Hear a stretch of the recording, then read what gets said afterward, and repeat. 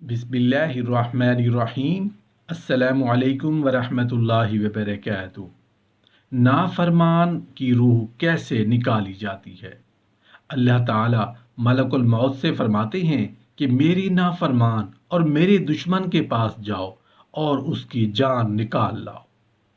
मैंने उसको हर चीज़ की फरावानी अता की, अपनी नेमतों के दरिया दुनिया में चारों तरफ उस पर बहा दिए, मगर वो मेरी नाफरमानी से बाज नहीं आया।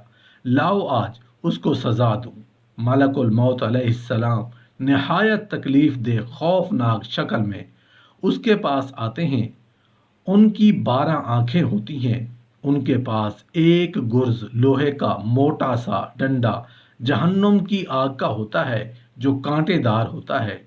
मलकुल मौत के हमरा 500 फरिश्ते होते हैं, जिनके पास तांबा का एक टुकड़ा और हाथों में जहन्नुम की आग के बड़े बड़े अंगारे और आग के कोड़े होते हैं, जो दहकते हुए होते हैं। मलकुल मौत आते ही वो गुर्ज अपनी कुव्वत से उसको मारते हैं, जिससे उसके कांटे उसके रगों पे में घुस जाते हैं। फिर वो पूरी कुव्वत से उसको खींचते हैं। बाकी फरिश्ते उसके मुंह और सुरीन पर कोड़े बरसाना शुरू कर देते हैं, जिससे मुर्दा बेहोशी तारी होने लगती है। वो उसकी रूह को पाँव की उंगलियों से निकालकर एड़ी में रोक देते हैं, फिर वहां से निकालकर दूसरी जगह रोक लेते हैं। जगह जगह उसकी रूह इसलिए रोकते हैं ताकि ज्यादा से ज्यादा उसको तकलीफ पहुंचाई जाए। इसलिए कभी पेट में रोक देते हैं और कभी वहां से खींचकर सीने में रोक देते हैं। फिर फरिश्ते उस तावा को और जहन्नुम के अंगारों को उसी की ठोड़ी के नीचे रख देते हैं और मलकुल मौत अलैहिस्सलाम कहते हैं, ए मलऊन रूह, निकल और उस जहन्नम की तरफ चल, जिसकी होलनाकी सूरतुल वाक़िया में आयत नंबर 42 ता 44 में बयान की गई है।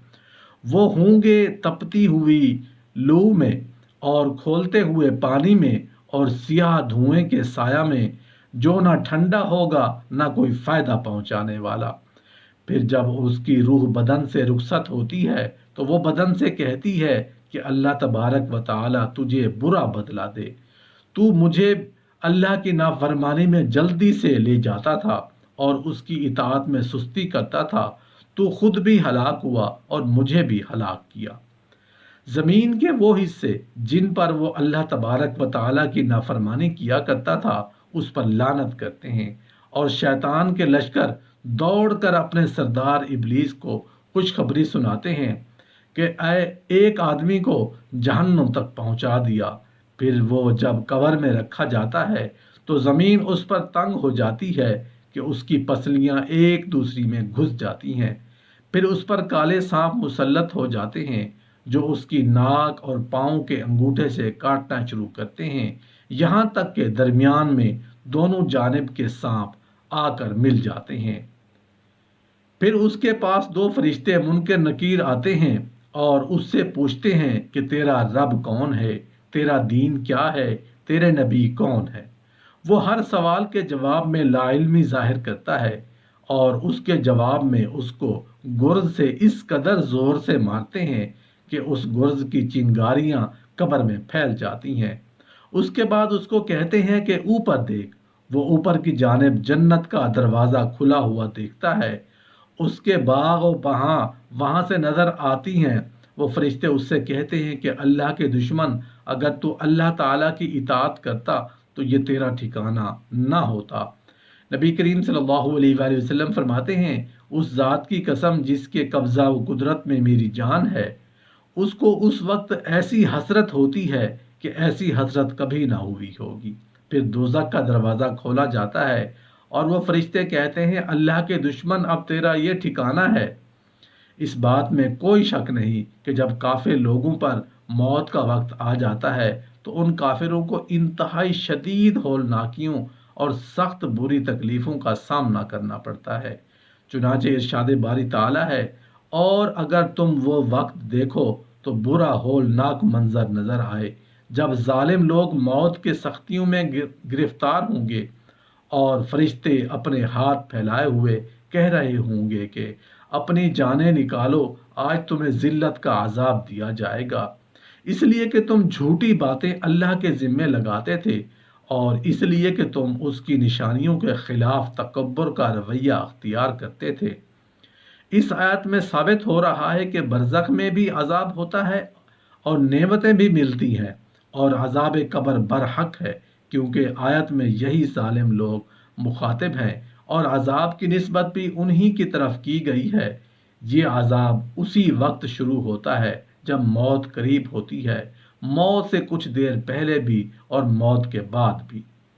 اسی طرح کا ایک اور ارشاد باری تعالیٰ ہے، اور اگر تم دیکھتے تو وہ عجیب منظر تھا جب فرشتے ان کافروں کے روح قبض کر رہے تھے، ان کے چہروں اور پشت پر مارتے جاتے تھے اور کہتے جاتے تھے اب جلنے کا مزہ بھی چکھنا۔ حضرت براء بن عازب رضی اللہ عنہ کی حدیث میں ہے کہ نبی کریم صلی اللہ علیہ وآلہ وسلم نے ارشاد فرمایا، جب کافر پر موت کا وقت آ جاتا ہے تو اس کے پاس ملک الموت آتا ہے اور سخت دل سیاہ چہرے والے فرشتے اس کے ساتھ ہوتے ہیں۔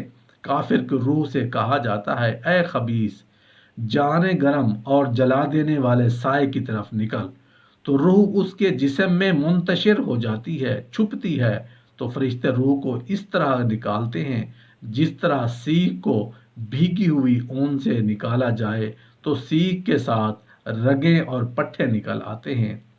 کافر لوگوں کا حال قبروں سے نکالے جانے کے وقت بیان کرتے ہوئے ارشاد باری تعالیٰ ہے، جس دن یہ جلدی جلدی قبروں سے اس طرح نکلیں گے جیسے اپنے بتوں کی طرف دوڑ جا رہے ہوں، ان کی نگاہیں جھکی ہوئی ہوں گی، ذلت ان پر چھائی ہوئی ہوگی۔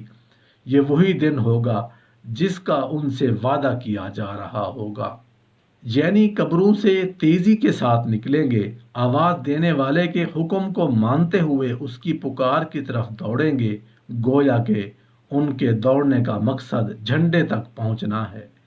اس طرح ان کے لیے ممکن ہی نہیں ہوگا کہ بلانے والے کی نافرمانی کر سکیں یا اس کی آواز کو آئندہ پر ڈال سکیں، بلکہ ذلیل اور مقہور ہو کر اللہ تبارک و تعالیٰ کے سامنے پیش ہوں گے۔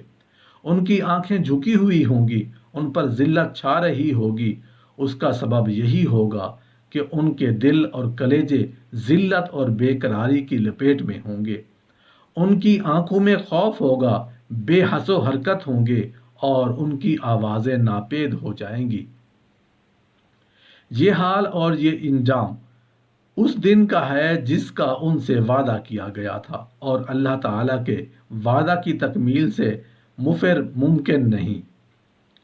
پھر غور کیجئے، اس عظیم صورتحال والے دن اس کے خوف کا انداز کہاں تک ہو سکتا ہے جس کے قابو میں کافی لوگوں کی جانیں ہوں گی، جبکہ ارشاد باری تعالیٰ ہے اے پیغمبر ان لوگوں کو ایسی مصیبت کے دن سے ڈراؤ جو قریب آنے والی ہے، جب لوگوں کے کلیجے گھٹ گھٹ کر منہ کو آ جائیں گے۔ ظالموں کا نہ کوئی دوست ہوگا اور نہ کوئی ایسا سفارش جس کی بات مانی جائے۔